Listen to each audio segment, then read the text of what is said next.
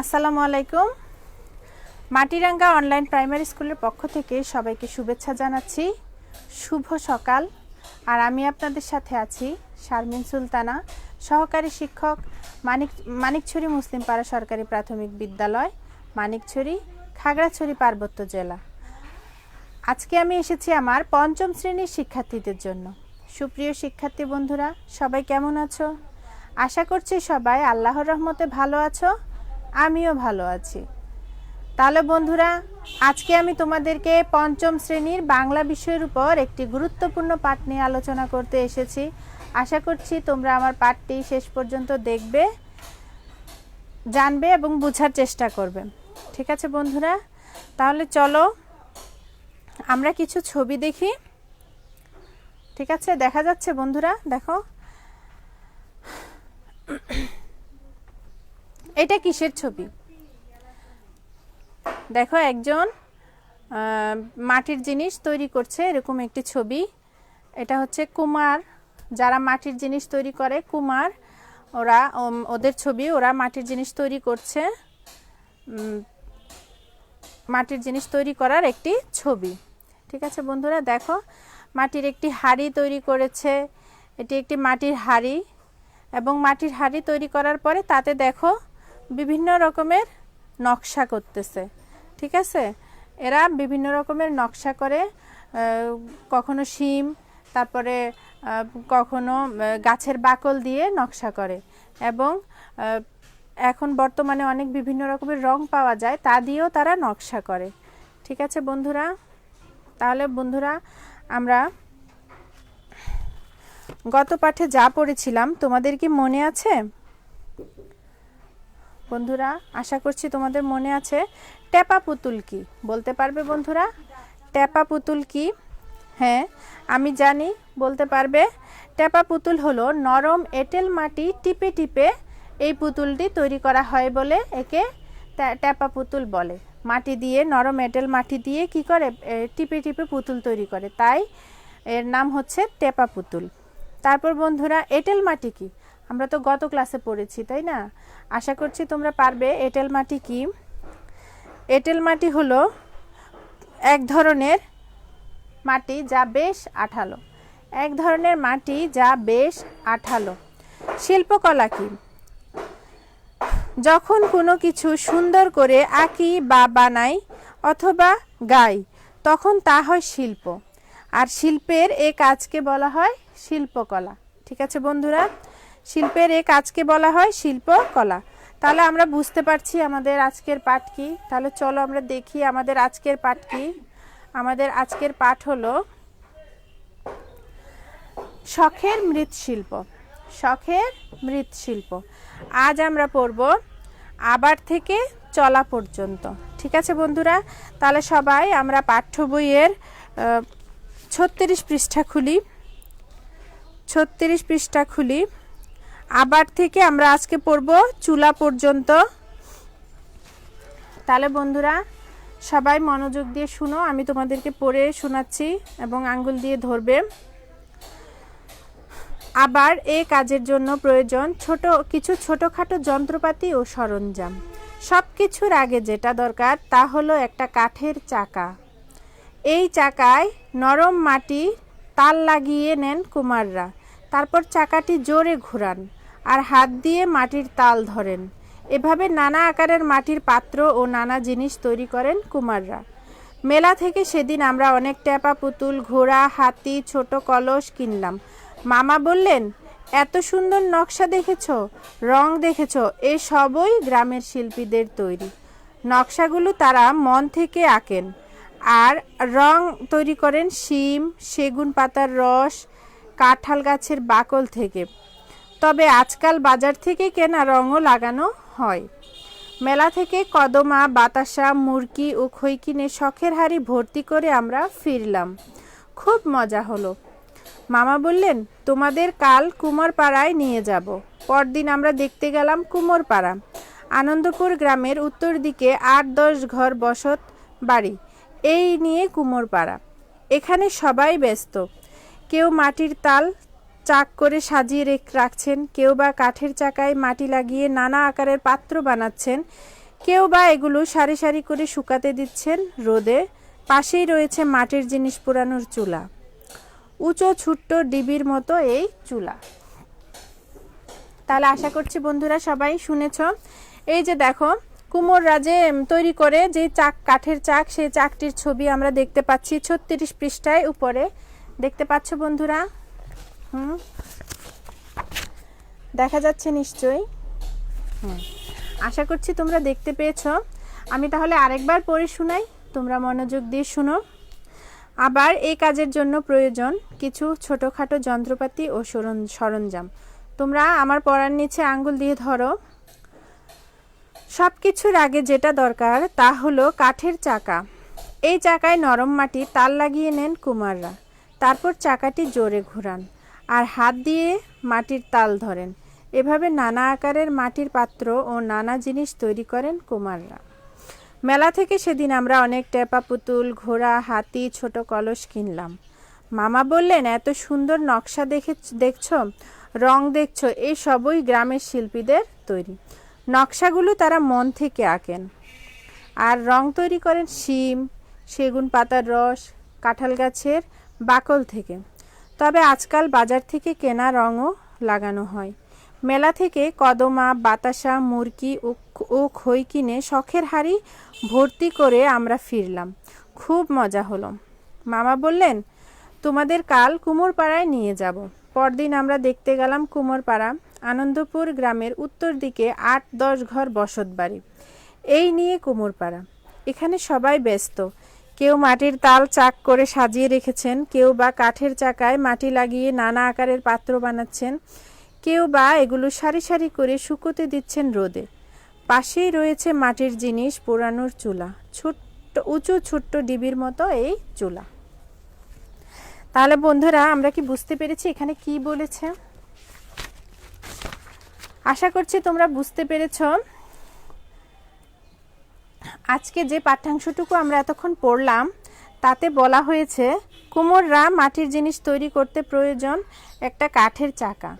আর এই চাকায় মাটির তাল লাগিয়ে জোরে চাকাটি ঘুরান আর হাত দিয়ে তাল ধরেন। এভাবে তারা মাটির জিনিস তৈরি করেন। তাহলে আমরা বুঝতে পারলাম মাটির জিনিস কুমোররা কিভাবে তৈরি করেন। তারা মেলা থেকে অনেক কিছু কিনলো, টেপা পুতুল, ঘোড়া, হাতি, ছোট কলস কিনলো। আর এগুলিতে রয়েছে নানা রঙের নকশা করা। আর এগুলো শিম, সেগুন পাতার রস এবং কাঁঠাল গাছের বাকল থেকে এই রঙগুলো লাগানো হয়েছে। আর নকশাগুলো তারা তাদের মনের মতো করে এঁকেছে। তারা কদমা, বাতাসা, মুরকি, খই কিনে শখের হাড়ি ভর্তি করে বাড়িতে ফিরল এবং পরদিন তারা কি করলো? মামার সঙ্গে কুমোরপাড়া দেখতে গেল। তাহলে আমরা আজকে এতটুকু পড়েছি। আমাদের পাঠ্যাংশটুকু আমরা এখন মূল ভাবটা জেনে নিলাম এখানে কি বলা হয়েছে। তাহলে বন্ধুরা এতক্ষণ আমরা যে পাঠ্যাংশটুকু পড়েছি এখানে কিছু নতুন শব্দ রয়েছে। এই শব্দগুলো তোমরা বাছাই করো, বাছাই করে তোমরা তোমাদের খাতায় লিখো। আমি তোমাদের জন্য লিখে নিয়ে এসেছি, সবাই আমার সাথে মিলিয়ে নাও। দেখো তো বন্ধুরা দেখা যাচ্ছে কিনা।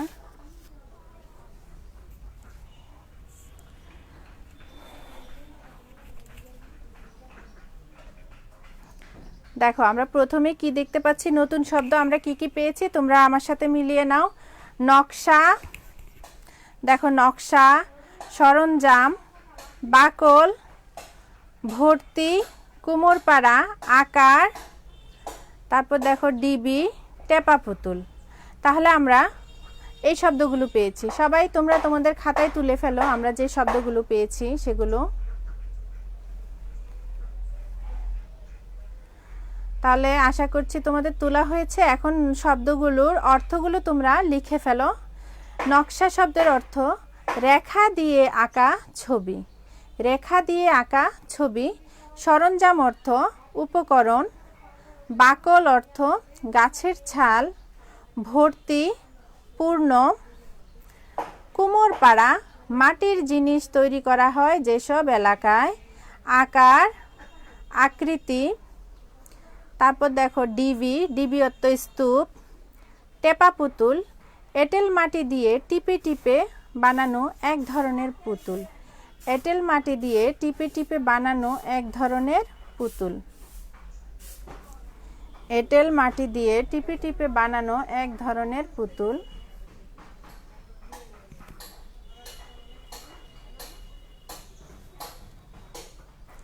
আশা করছি দেখা যাচ্ছে বন্ধুরা। আমি আরেকবার পড়ে শোনাচ্ছি।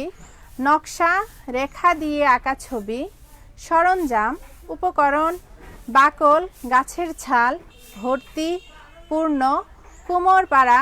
মাটির জিনিস তৈরি করা হয় যেসব এলাকায়। আকার, আকৃতি, ডিবি, স্তূপ, টেপা পুতুল, এঁটেল মাটি দিয়ে টিপে টিপে বানানো এক ধরনের পুতুল। ঠিক আছে বন্ধুরা, আশা করছি তোমরা দেখতে পাচ্ছ। তাহলে তাড়াতাড়ি লিখে ফেলো তোমাদের খাতায়।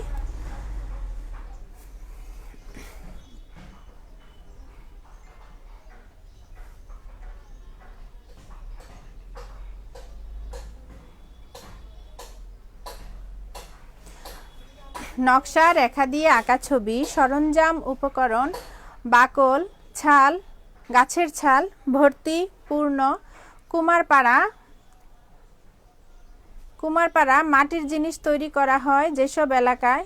আকার, আকৃতি, ডিবি, স্তূপ, টেপা পুতুল, এঁটেল মাটি দিয়ে টিপে টিপে বানানো এক ধরনের পুতুল।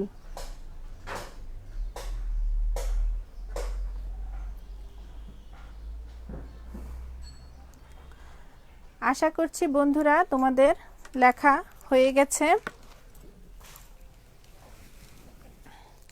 এখন আমরা এতক্ষণ যে পাঠ্যাংশটুকু পড়েছি তা থেকে দেখো কিছু যুক্ত বর্ণযুক্ত শব্দ রয়েছে। আমরা এখন সেই শব্দগুলো বাছাই করব। সবাই শব্দগুলো, যুক্ত বর্ণযুক্ত শব্দগুলো বাছাই করে ফেলো বন্ধুরা।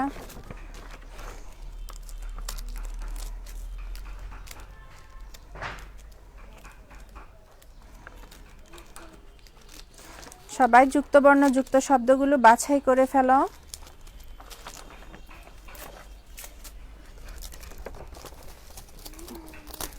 আমি তোমাদের জন্য বাছাই করে নিয়ে এসেছি, তোমরা আমার সাথে মিলিয়ে নিও।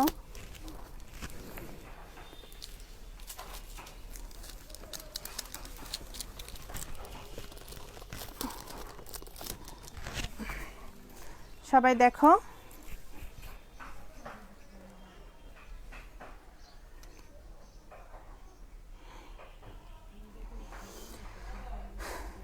দেখো যুক্ত বর্ণযুক্ত শব্দ। যন্ত্রপাতি, পাত্র, সুন্দর, দিচ্ছেন। আমরা আমাদের যে পাঠ্যাংশটুকু আজকে পড়লাম সেখানে আমরা এই শব্দগুলো পেয়েছি। যন্ত্রপাতি, পাত্র, সুন্দর এবং দিচ্ছেন। যন্ত্রপাতিতে আছে দন্তা ন ত রফলা, তারপর পাত্রতে আছে তয় রফলা, তারপর সুন্দরে আছে দন্তা নয় দ, দিচ্ছেনে আছে চয় ছ। সবাই তোমরা তোমাদের খাতায় লিখে ফেলো।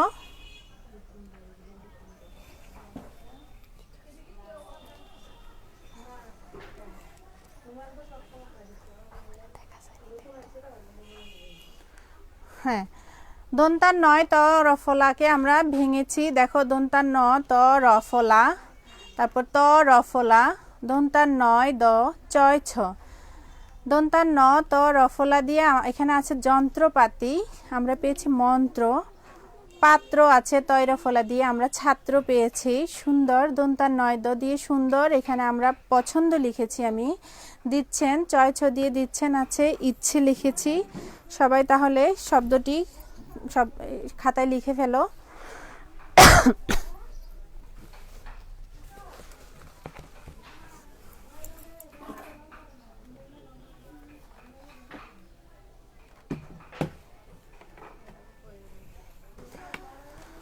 তাহলে বন্ধুরা তোমাদের কি লেখা হয়েছে?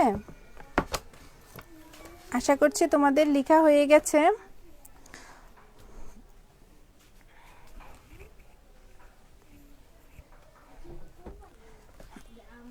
আমরা এখন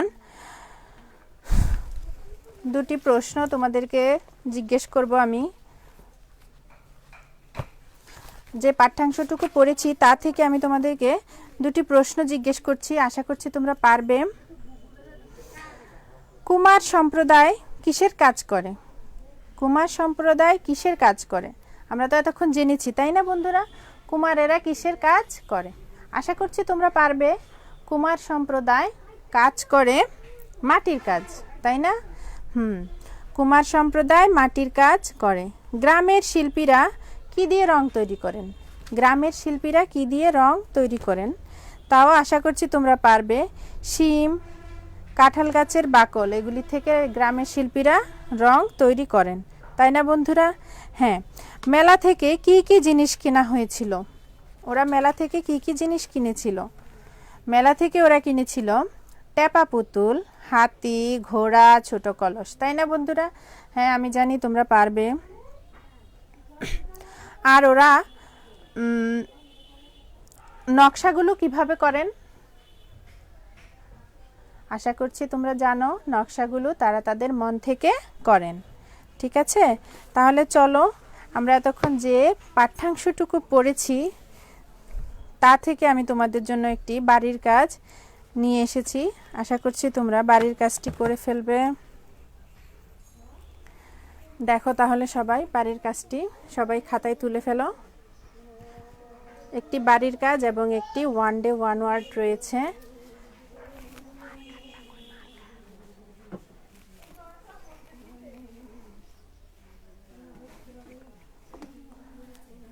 একটি বাড়ির কাজ রয়েছে, আশা করছি তোমরা